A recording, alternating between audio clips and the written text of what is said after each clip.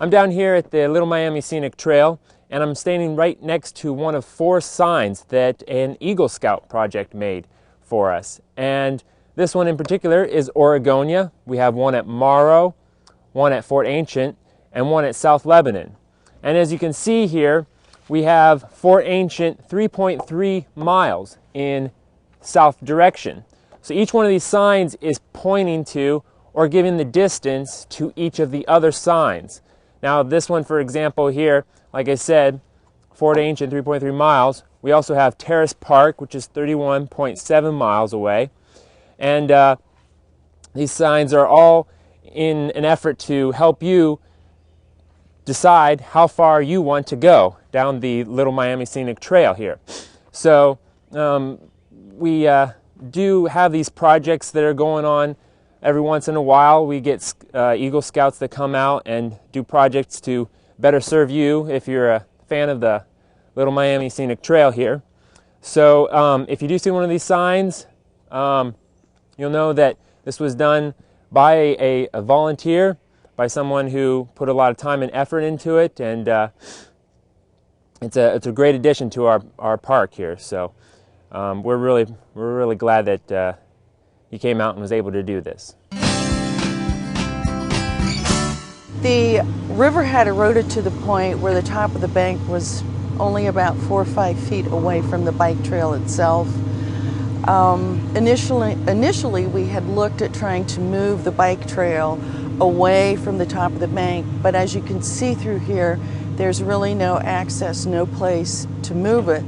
So then we decided maybe a bank restoration project would be the best way to protect the bank in order to keep the hike and bike trail in operation. The bike trail is really the only reason that we are doing this project.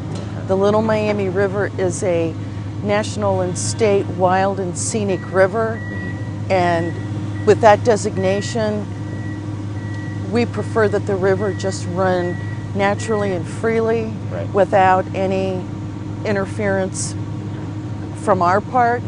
But the bike trail is huge and for this area as far as recreational purposes, our economic reasons and things like that. So to have 245 linear feet of the bike trail disappear on the river would be maybe not catastrophic, but it would really upset the balance that we already have. When we first came out onto this site, it was more of a vertical. It was a 1-to-1, if you will, and we're going to restore it back to maybe a 1 to 1.5. The ratio of setback to height.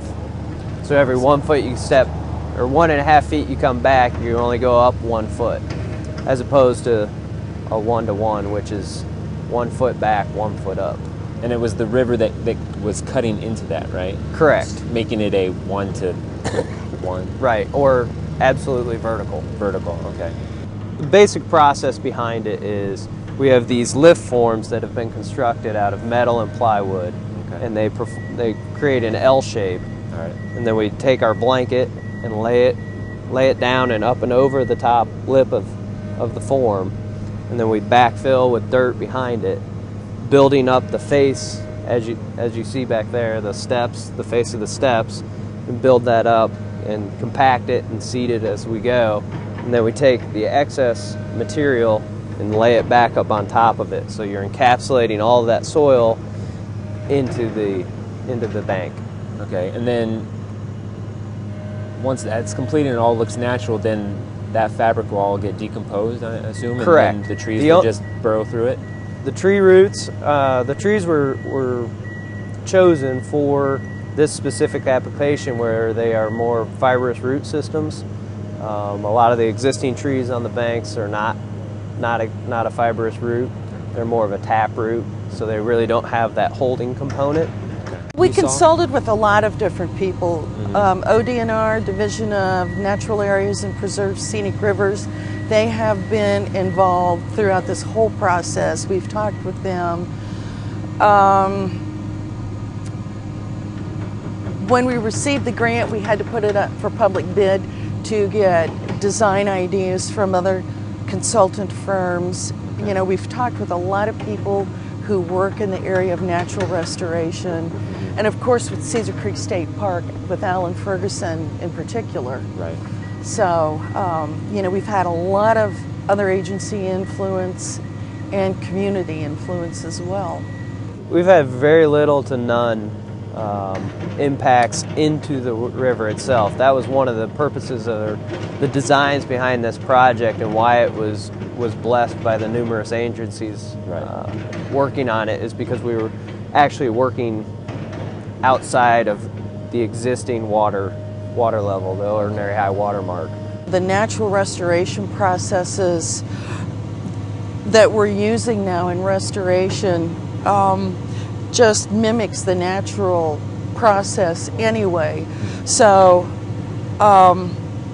we really believe that once this is installed, if you were to come back a year from now, if you did not know this project had been done, you really wouldn't realize that the bank had been tampered with at all. It will be revegetated and will look just like a natural part of the corridor. It's pretty self-performing. Okay. It likes to take off and do its thing, so. All right.